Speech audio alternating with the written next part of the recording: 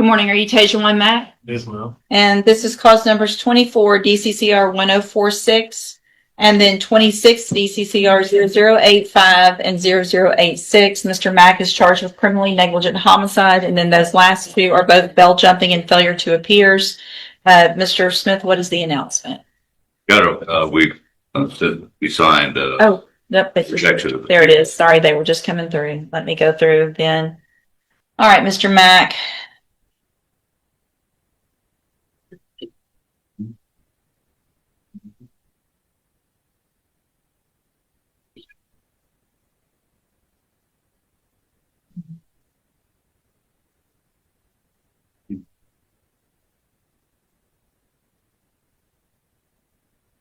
In cause number 24, DCCR 1046, you're charged with the state jail felony offense of criminally negligent homicide, and that's from March 10th of 2024. And what that means, sir, is that if you go to trial and you're found guilty in that case, the range of punishment would be between 6 months and up to 2 years in state jail prison. Do you understand? Yes, ma'am. And then in cause number 26, DCCR 0085,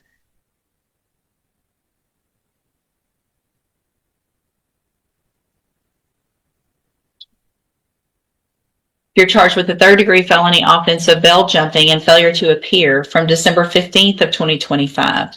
And what that means in that case is that if you go to trial and you're found guilty, the range of punishment would be between 2 years and up to 10 years in prison. Do you understand? Yes, ma'am. And then finally, in cause number 26, DCCR 0086, you're also charged with a third-degree felony offense of bell jumping, and that's from January 5th of 2026.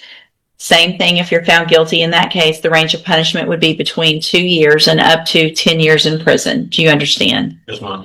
In each of those cases, I have here on the tablet plea bargain rejections that you've signed with Mr. Smith that shows that the district attorney's office has made offers if you wanted to enter pleas of guilty for a 2-year term in the state jail prison on that state jail case, and then 5-year terms on the other 2 bell jumping cases, all to run concurrently or at the same time. You have every right to reject those offers and have all of your cases set for trial. I just want to make sure you understand what the possible consequences are if you go to trial, what your options are if you wanted to enter pleas of guilty. And do you understand all of that? Yes, ma'am. And do you want to reject those offers and have all of your cases set for trial? Yes, ma'am. Has everything discovery been, you've gotten everything you need, Mr. S, or everything they have as far as you know? Yeah, Your Honor. However, just to this court will know, due to my hospitalization, and I truly believe that these cases can be moved if we can get an offer of probation. That is not the case at the moment, but that's where we're at. This is the first offender. He's eligible for probation from the jury. Right now, Mr. Coleman is only recommending 10 times. Do you know, Mr. Nichols, who is this going to be yours, or you just covering today? I don't know who ultimately it's going to be assigned to a judge. I know, it's a homicide case, so I wouldn't expect that part of the offer to change. Well, except though that the witnesses are going to testify that the shooting is. Well, that's all between y'all. I don't need to know what all that is. Okay. At this point, what I'm going to do is put it on the trial docket. Okay. Obviously, if something changes between now and then, I'd rather take care of it well before. So whoever gets assigned to the case, or if Mr. Coleman keeps the case, either way, if something changes, then y'all let me know. We'll move the case up. Otherwise, we'll take a look at it again on the pretrial date, and then after that, we'll get set for trial. Thank Or we'll set it for trial now, but we'll discuss it again in pretrial. Thank you. All right, go back with the bailiff. Okay. Mayor Samuel Harmon. Yes, ma'am. And this is cause number 25 DCCR 1019. Mr. Harmon's charged with aggravated assault with a deadly weapon. And 26 DCCR 0385 charged with assault of a public servant. And what is the announcement? Yes, he wants to trial. I've conveyed them. Is the offer, let's see. Judge, he had previously rejected 15. I re-urged that today. Okay. This is their first appearance with this newer charge Right. that was indicted in March.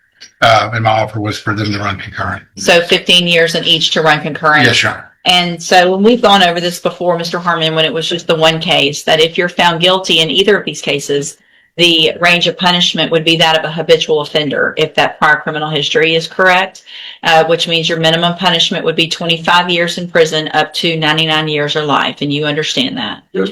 And you understand the offer of that 15 years is now for both cases to run concurrently or at the same time. You understand?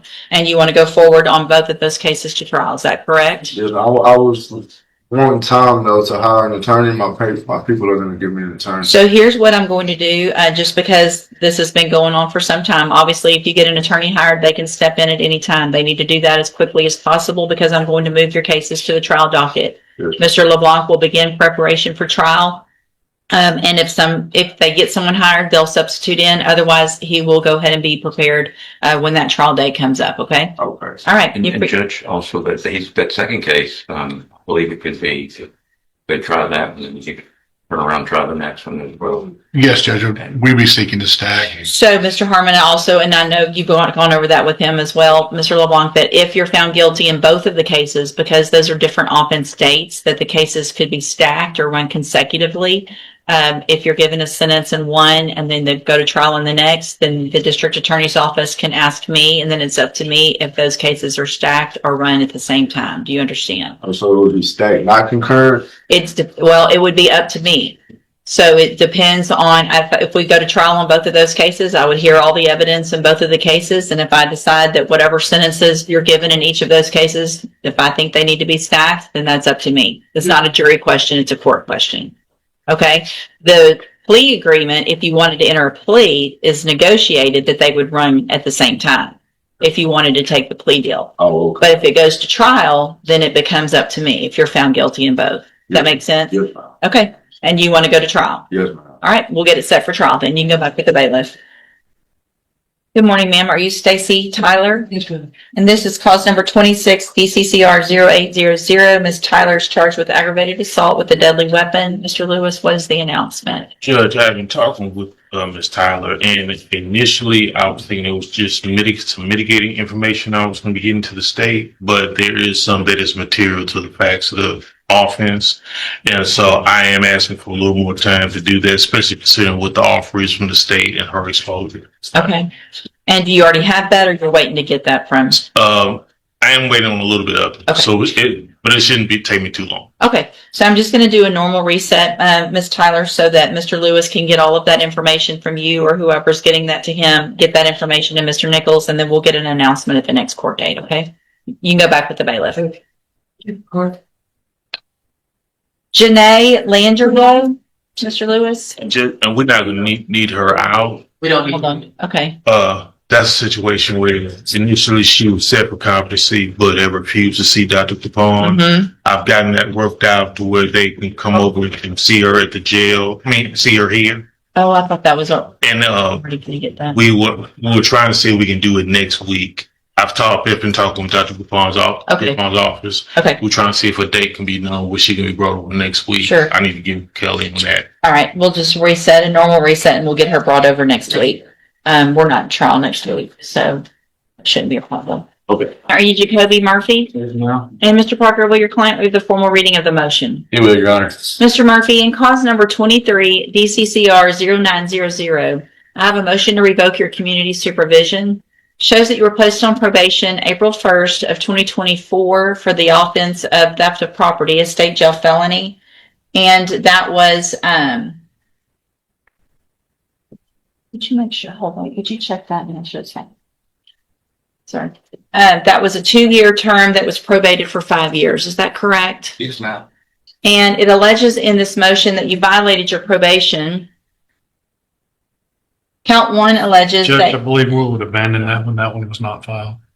okay, just that one. Just that one. So we'll, count 2 alleges that you committed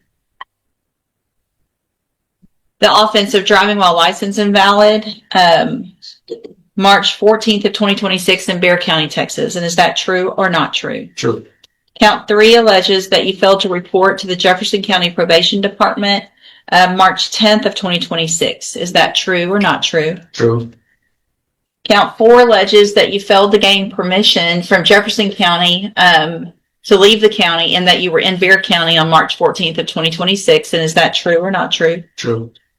Count 5 alleges that you failed to immediately report to the probation officer your arrest from March 14th of 2026. And is that true or not true? True. Judge, we can abandon the rest of them if you will. All right. And so, Mr. Murphy, did you plead true to counts 2, 3, 4, and 5 freely and voluntarily? Yes, ma'am. And did you plead true to those counts because they're actually true? Yes, ma'am.